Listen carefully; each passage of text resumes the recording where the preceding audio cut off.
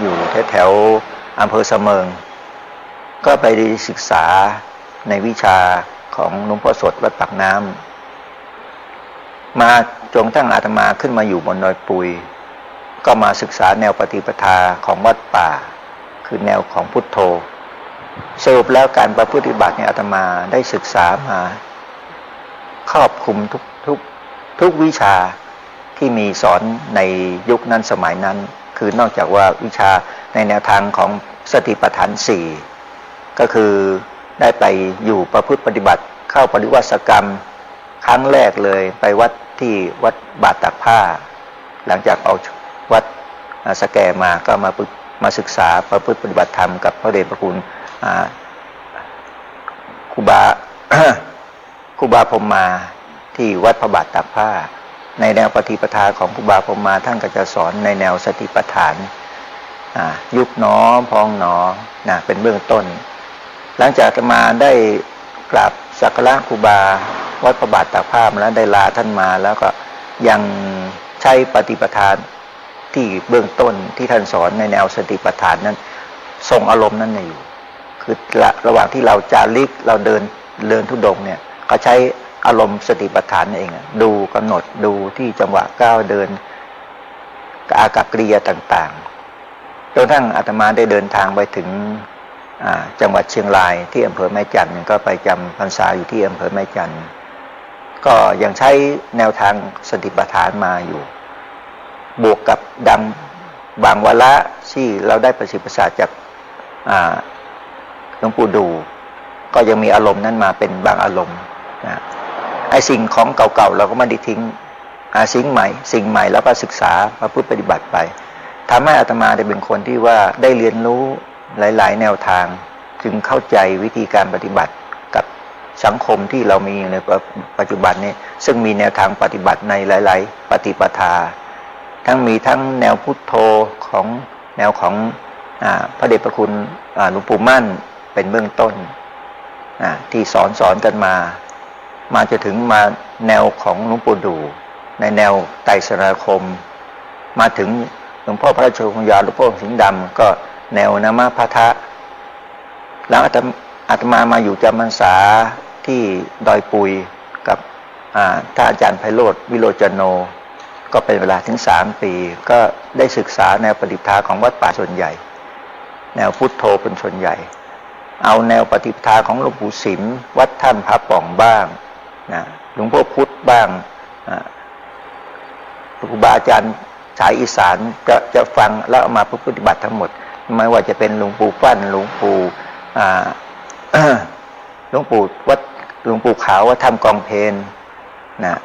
สมัยนั้นก็ยังมีเทปมีอะไรที่ครูบาอาจารย์ท่านเอามาให้ในมาฟังแล้วก็มาปฏิบัติตามมาถึงสมัยหลวงตามหาบัวเพราะนั้นในแนวปฏิปทาที่อาตมาได้มาฝึกฝนจะกล่าวแล้วก็เป็นผู้ที่ว่าเรียนรู้ได้ทุกทางคือสามารถยอมรับได้เป็นคนไม่สุดโต่งไม่ยึดเอาว่าเฉพาะเราเรียนมาเฉพาะวิชานี้ก็จะเอาเฉพาะวิชานี้อย่างเดียวไม่ใช่ไปสุดโต่งอย่างนั้นคือว่าเป็นคนที่ยอมรับนับถือครูบาอาจารย์ทุกรูปทุกองค์ที่ประสิทธิ์ประสาทวิชาความรู้ให้แล้วเราก็มาศึกษาต่อมาปฏิบัติต่อทำให้อาตมาเป็นบุคคลที่หลายครูบาอาจารย์ได้หลายครูบาอาจารย์นั้นอารมณ์ต่างๆที่อาตมาได้เคยแนะนำได้เคยมาพร่ำมาสอนได้มากล่าวหรือว่าบางคนที่เคยประพฤติปฏิบัติมาแล้วตามแต่ละสายแล้วก็มีข้อสงสัยข้อปฏิบัติมาสอบถามอาตมาจึงเป็นคนที่สามารถแนะนำได้ทุกแนวทางแต่แนวทางที่อาตมายึดเป็นแนวทางหลักคือแนวทางของพระเดชพระคุณหลวงพ่อพระราชพรหมยานคือหลวงพ่อสิงห์ดำเอานามพัทธะเป็นหลักแต่อารมณ์ต่างๆที่เคยประพฤติปฏิบัติมานั้นยังพอระลึกได้อยู่สามารถจดจำได้อยู่ระลึกได้อยู่จึงอยากจะแนะนำสำหรับท่านทั้งหลายที่ติดตามเพจได้รับชมมาหลายๆวาระนี่ที่เราสอนกันมาในแนววิชามโนมิธินั้นก็จะมีหลักการมากพอสมควรอย่างที่เคยแนะนำมาแล้วมาถึงวาระวันนี้ก็ไม่มีคือเนื่องจากสถานการณ์โควิดก็ไม่มีผู้ที่มาประพฤติปฏิบัติในสถานที่นี้อันมันก็เลยจะแนะนำเฉพาะเป็นกลางๆสำหรับท่านที่ติดตามเพจเพราะว่าท่านที่ติดตามเพจเนี่ยบางท่านบางคงอาจจะเคยฝึกมาแนวทางอื่น นะอาตมาก็จะขอฝากไว้ว่าการปฏิบัติมันก็มีหลักอยู่ที่ว่าสมาธิเบื้องต้นในแนวของสมถะเนี่ยเราจะทำอย่างไรรักษาอารมณ์อย่างไรทำให้มันเกิดจิตใจเนี่ยมัน ไม่สับสนวุ่นวายทำให้จิตใจเราดิ่งทำจิตใจให้เรามั่นคงนี่ก็คือเราต้องรู้จักอารมณ์ของเราคือรู้จักวิสัยรู้จักจริตของเราว่าเรามีวิสัยมีจริตอย่างไรในหลักของพระเดชพระคุณหลวงพ่อท่านก็บอกจริตมันมีอยู่6จริตด้วยกันนะคือ1มีพุทธจริตนะ2ศรัทธาจริต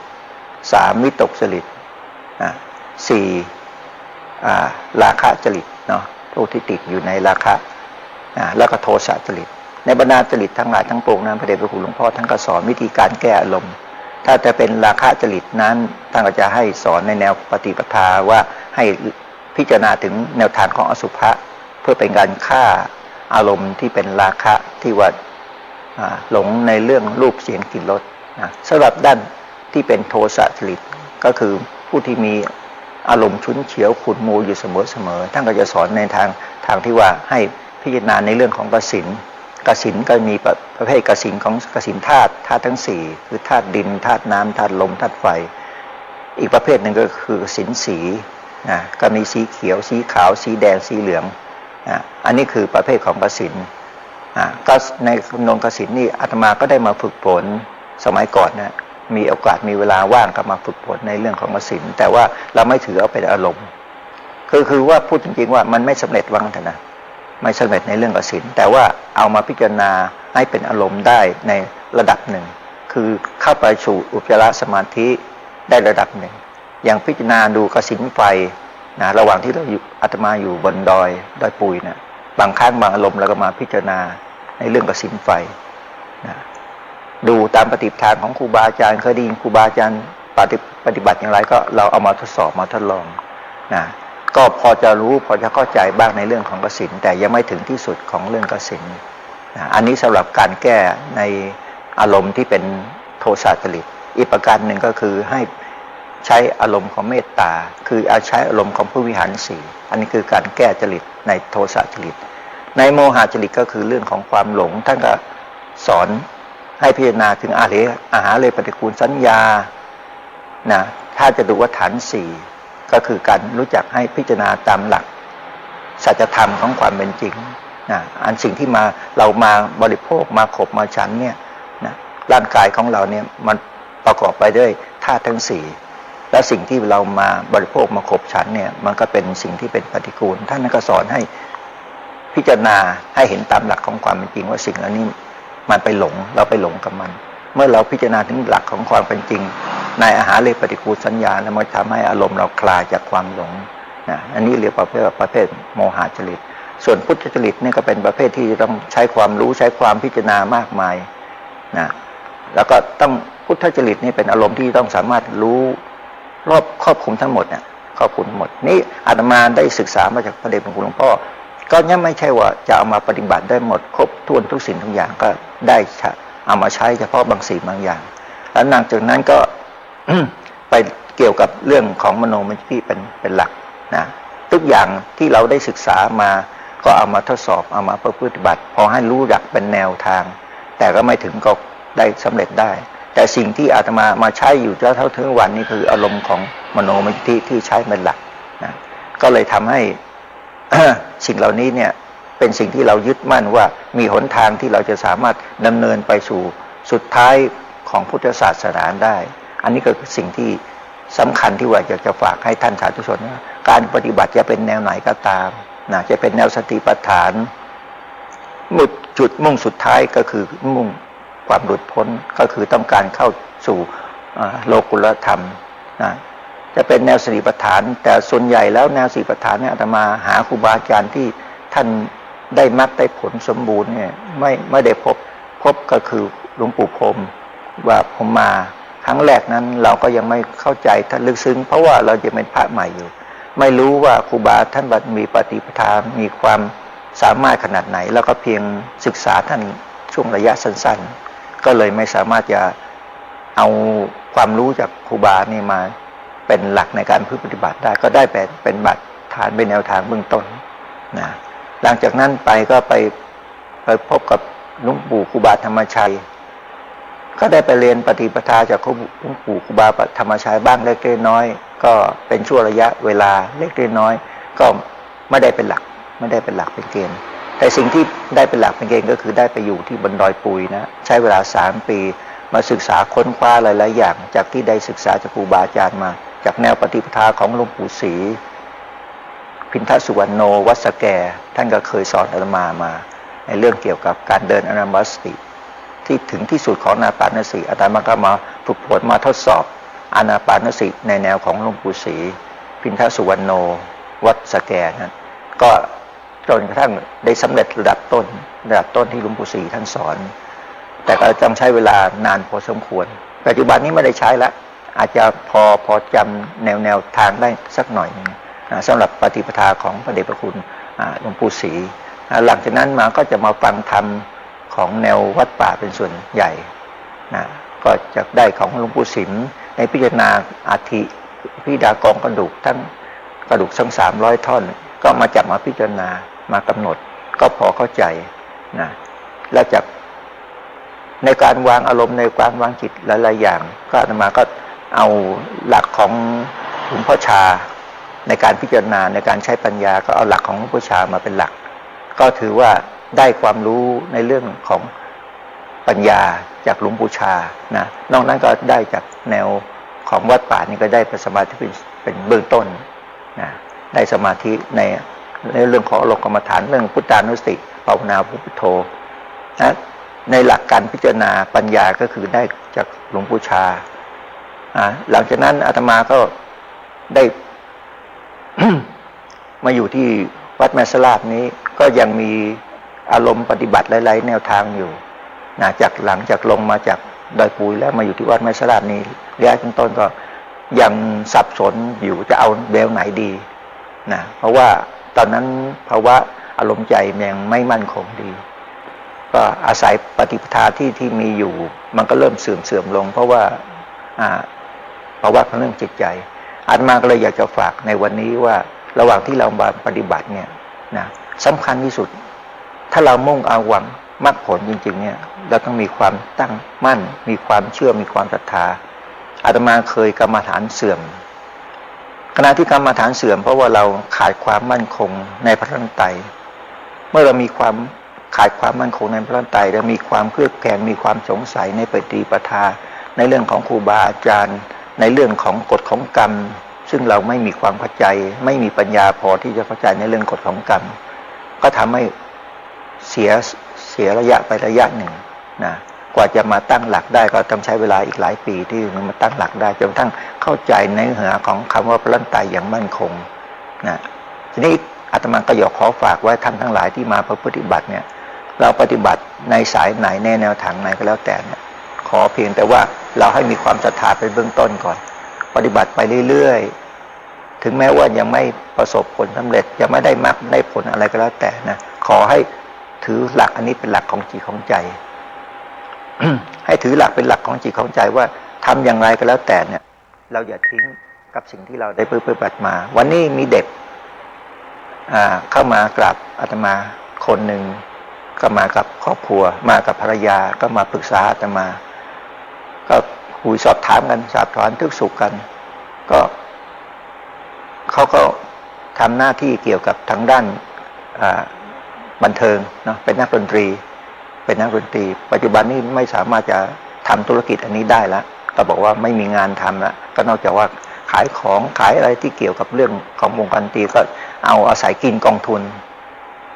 ของวงคณะเขาอาศัยทุกวันกินกองทุนไปแล้วอาตมาก็ถามว่าการอยู่ไปยังไงเขาก็บอกว่าอยู่ได้เพราะผมยังยึดหลักอยู่ว่าผมจะต้องทำกิจในทางพระศาสนาคือต้องทำวัดสวดมนต์ทุกๆวันทำวัดสวดมนต์ยึดในการปฏิบัติทุกๆวันอาตมาก็เลยยืนยันว่าสิ่งนี้เป็นสิ่งที่สำคัญที่สุดคนเราอย่างไรก็แล้วแต่ถึงว่าชีวิตเราอาจจะตกต่ำอาจจะเสียศูนย์อะไรก็แล้วแต่เนี่ยสิ่งที่สำคัญที่สุดเราต้องมีความยึดมั่นต่อพระนันไตให้ถือว่าสิ่งนี้สำคัญอาตมาก็เลยแนะนำเขาบอกโดยเฉพาะอาตมาเองเนี่ยทุกๆวันเนี่ยถึงแม้ว่ากลางวันเราทำงานการงานเหนื่อยอะไรมากมาย เสร็จจากหน้าที่การงานไปแล้วเนี่ยขึ้นกลับพระปุตินะกับเวลาค่ำเวลาเนี่ยแล้วก็อยากจะพักผ่อนบางครั้งนี่ก็เอนไปสักพักหนึ่งก็เผลอหลับไป แต่เมื่อ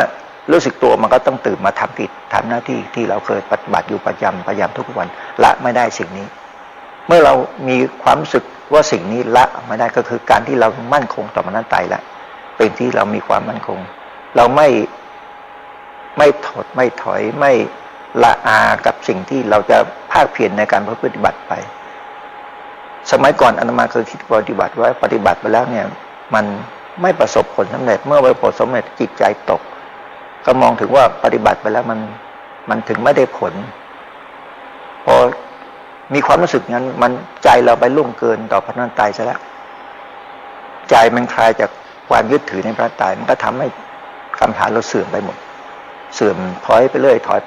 อันนี้คือสิ่งสำคัญที่ว่านักปฏิบัติพระโยคาวจรทั้งหลายเนี่ยเราต้องมีความมั่นคงต้องมีความซื่อสัตย์กับตัวเองในเรื่องการปฏิบัติถึงแม้ร่างกายจะกากตามจะเหน็ดจะเหนื่อยยังไงสิ่งที่เราต้องรักษาไว้เสมอก่อนทุกครั้งก่อนหลับก่อนนอนเราต้องทำกิจต้องสวดมนต์ไหว้พระต้องภาวนาเรานั่งภาวนาไม่ไหวล้มตัวลงนอนก็ต้องภาวนานะอันนี้คือสิ่งที่เรามีความมั่นคงต่อมรรคไตรแล้วมันก็จะทำให้เรามีความรู้สึกดีขึ้นเมื่อมีความรู้สึกดีขึ้นอารมณ์เราดีขึ้นการปฏิบัติดีขึ้นมันก็ปัญญาจะตามมาเพราะฉะนั้นสำคัญที่สุดการปฏิบัติเนี่ยจะอย่างไรก็แล้วแต่อาตมาเชื่อว่าทุกท่านทุกคนต้องประสบว่ามันไม่ประสบผลปฏิบัติไปแล้วยังไม่ประสบผลปฏิบัติมาแล้วมันยังไม่ถึงจุดที่พอใจนะก็ยังมีความสงสัยบ้างมีความเครือบแคลงบ้างใช่ไหมบางท่านบางคนอาจรู้สึกว่าท้อถอยปฏิบัติแล้วมันไม่ก้าวหน้าไม่พัฒนามีความท้อถอยอาตมาเคยเป็นมาประมาณนี้ก็เลยอยากแนะนำท่านทั้งหลายว่าสิ่งสำคัญที่สุดเราต้องมีความยึดมั่นคงต่อพระนัตไตรเมื่อเรามีความยึดมั่นคงต่อพระนัตไตรเราต้องกราบระลึกถึงพ่อถึงบิดาถึงครูบาอาจารย์เราทุกค่ำทุกคืนนะก่อนหลับก่อนนอนเวลาตื่นเราก็ต้องระลึกถึงสมเด็จพ่อสมเด็จถึงครูบาอาจารย์ทำอย่างนี้ให้มันเป็นอารมณ์ประจำมันจะทำให้จิตใจเรานะมันไม่คลายจากพระนัตไตรเมื่อใจเราไม่คลายจากพระนัตไตรเนี่ยอารมณ์ใจเรามันจะเริ่มมีความมั่นคงมากขึ้นเมื่อมีความมั่นคงมากขึ้นเนี่ยมันก็ทำให้เราได้ประสบผลในการปฏิบัติได้ดีพอสมควรจนกระทั่งถึงจุดของการได้เรียนรู้ใจถึงเรื่องสติในเรื่องของปัญญาเพราะฉะนั้นการที่เราปฏิบัติเนี่ยเมื่อระยะต้นๆนะอาจจะมีศรัทธาแต่ว่าศรัทธาเราปฏิบัติไปมันไม่ประสบผลเพราะว่าเรามีความอยากเป็นตัวตั้งเมื่อมีความอยากเป็นตัวตั้งไปทำให้จิตใจเราเนี่ยเริ่มละหลังว่าปฏิบัติไปมันทำไมถึงไม่ได้ผลปฏิบัติไปมันถึงทำไมมันถึงก้าวหน้าอันมาจะขอฝากไว้ในฐานะที่ว่าเป็นผู้ที่มีประสบการณ์ผ่านมาทุกสิ่งทุกอย่างในเรื่องการปฏิบัติจนทั้งถึงได้หลักจิตได้ใจแล้วถ้าทุกวันนี้ก็เพียงแต่ว่าเราต้องยึดมั่นในสิ่งที่เราเคารพศรัทธาต้องยึดมั่นในปฏิปทาที่เราปฏิบัติจะปฏิบัติแบบไหนจะภาวนาแบบไหนก็ต้องให้รักษาอารมณ์นั้นไว้เสมอก่อนหลับก่อนนอนต้องนึกถึงภูมิพระนัตไตรสิ่งสำคัญที่สุดรากฐานของเราคือศีลเพราะฉะนั้นถ้านักปฏิบัติเลยเนี่ยมันไม่มีศีลเลยแม้แต่ข้อเดียวเนี่ยอาตมาว่ามันไม่ได้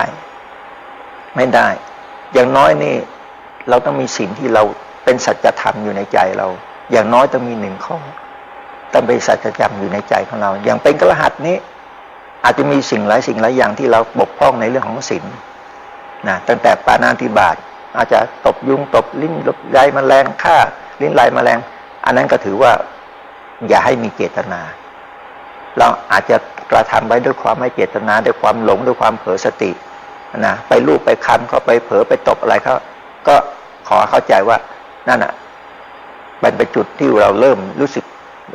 ดีต่อจิตใจของเราในเรื่องการปฏิบัติถ้าเราพอใจยินดีว่าเอาละยุงนี่กัดเราแมลงมากัดเราต้องบีบต้องบี้ต้องฆ่ามันแสดงว่าจิตใจเรายังห่างไกลต่อศีลเพราะฉะนั้นคนที่มีความละอายมีความเกรงกลัวต่อบาปเนี่ยเรารู้ว่าศีลเราแล้วยังสามไม่ได้ยังไม่มั่นคงนะแต่ถ้าต้องให้มีจิตเมตตาเป็นตัวหลักว่าหมายถึงว่าถ้ายุงมันกัดเรารู้สึกว่ามันเจ็บมันแสบมันคันเราไปลูบไปถูกมันเขาตายโดยที่ไม่เจตนาก็ถือว่ายังมีข้อดีอยู่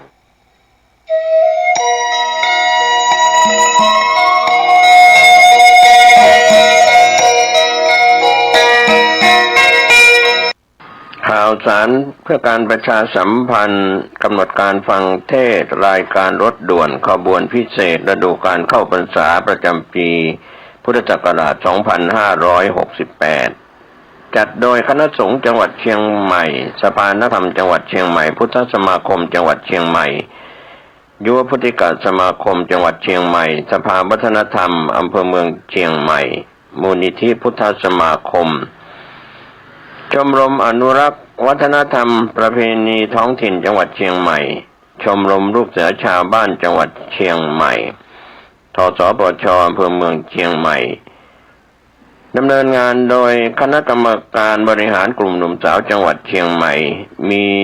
คุณศักรพีสุภาประธานกลุ่มหนุ่มสาวจังหวัดเชียงใหม่กำหนดการดังนี้แรม8 ค่ำเดือน10เหนือไปยังวัดโชติกุลสุวรรณารามตำบลช้างเผือกอำเภอเมืองเชียงใหม่19 นาฬิกาฟังพระธรรมเทศนา1 กันศุกร์ที่25 กรกฎาคมแรม15 ค่ำเดือน10เหนือรถด่วนสัญจรไปยังวัดโสภณารามตำบลดอนแก้วอำเภอแม่ริมจังหวัดเชียงใหม่กิจกรรมวันเฉลิมพระชนมพรรษาพระบาทสมเด็จพระเจ้าอยู่หัวเวลา 19 นาฬิกาฟังพระธรรมเทศนาเสาร์ที่2 สิงหาคมขึ้น8 ค่ำเดือน11เหนือรถด่วนเคลื่อนไปยังวัดบวกครกน้อยตำบลหนองปากคั่งอำเภอเมืองเชียงใหม่จังหวัดเชียงใหม่ 19 นาฬิกาฟังพระธรรมเทศนา1 กันเสาร์ที่9 สิงหาคมขึ้น15 ค่ำเดือน11เหนือรถด่วนเคลื่อนไปยังวัดป่าเหวตำบลสันกำแพงอำเภอสันกำแพงจังหวัดเชียงใหม่จัดกิจกรรมวันแม่ 19 นาฬิกาฟังพระธรรมเทศนาอาทิตย์ที่17 สิงหาคมแรม8 ค่ำเดือน11เหนือรถด่วนเคลื่อนไปยังวัดบ้านแปะตำบลบ้านแปะรายการพิเศษช่วงเวลา 13 นาฬิกาฟังพระธรรมเทศนาเสาร์ที่23 สิงหาคมแรม14 ค่ำเดือน11เหนือเคลื่อนไปยังวัดบวกคกหลวงตำบลท่าสาราอำเภอเมืองเชียงใหม่จังหวัดเชียงใหม่ 19 นาฬิกาฟังพระธรรมเทศนา1 กันอาทิตย์ที่31 สิงหาคมขึ้น8 ค่ำเดือน12เหนือรถด่วนเคลื่อนมายังพุทธมณฑลเชียงใหม่ตำบลดอยหล่ออำเภอดอยหล่อจังหวัดเชียงใหม่รายการพิเศษเวลา 13 นาฬิกาฟังพระธรรมเทศนา7 กันยายนขึ้น15 ค่ำเดือน12เหนือรถด่วนเคลื่อนมายังพุทธสถานเชียงใหม่ตำบลช้างคานวันกตัญญูฟังพระธรรมเทศนา 19 นาฬิกา15 กันยายนแรม8 ค่ำเดือน12เหนือรถด่วนเคลื่อนไปยังลานอนุสาวรีย์3 กษัตริย์วัดยางกวงเป็นเจ้าภาพเวลา 19 นาฬิกาฟังพระธรรมเทศนา1 กันจันทร์ที่22 กันยายนแรม15 ค่ำเดือน12เหนือรถด่วนเคลื่อนไปยังวัดศรีมารามตำบลสันกลางอำเภอสันกำแพงจังหวัดเชียงใหม่ 19 นาฬิกาฟังพระธรรมเทศนา1 กันอังคารที่30 กันยายนขึ้น8 ค่ำเดือนเกียงรถด่วนเคลื่อนไปยังวัดเวรุวันตำบลยางเนิ้งอำเภอสารพีจังหวัดเชียงใหม่ 19 นาฬิกาฟังพระธรรมเทศนา1 กันอังคารที่7 ตุลาคมขึ้น15 ค่ำเดือนเกียงรถด่วนเคลื่อนมายังพุทธสถานเชียงใหม่ตำบลช้างคานวันมอบโล่ 19 นาฬิกาทำพิธีก็เป็นการปิดการอบรมก็ขอเชิญชวนศรัทธานักศีลนักบุญในฤดูกาลเข้าพรรษาฟังเทศน์รายการรถด่วนขบวนพิเศษในฤดูกาลเข้าพรรษาประจำปี 2568 ดำเนินรายการโดยคณะสงฆ์จังหวัดเชียงใหม่องค์กรเครือข่ายจังหวัดเชียงใหม่โดยมีคณะกรรมการบริหารกลุ่มหนุ่มสาวจังหวัดเชียงใหม่ดำเนินงานก็เป็นส่วนที่ประชาสัมพันธ์ผ่านรายการทาง สถานีวิทยุกระจายเสียงแห่งนี้ท่านได้บุญได้กุศลร่วมกันกับรายการรถด่วนประจำปี 2568 ได้บุญได้ความดีได้สติปัญญาโดยทั่วหน้า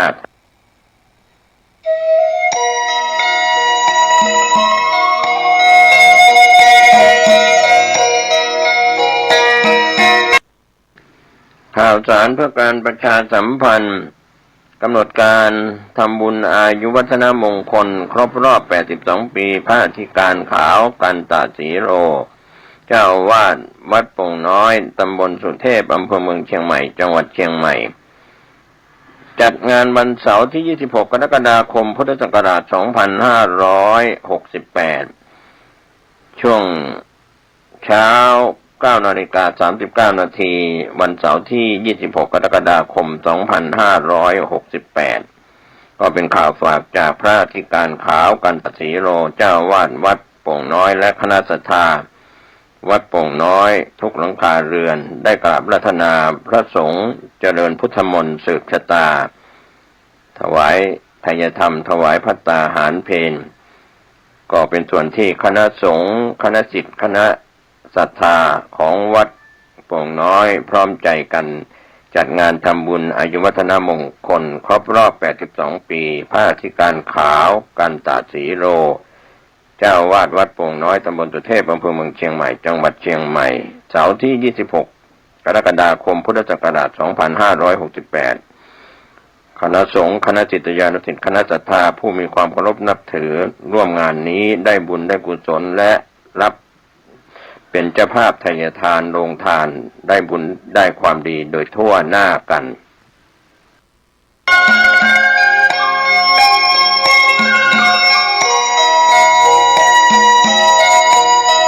เจริญสุขญาติโยมท่านผู้ฟังทั้งหลายทุกท่านทุกคนรายการปกิณกะแห่งธรรมะ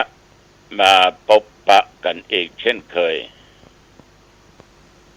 ในวันเวลาเดียวกันนี้เป็นประจำทุกวัน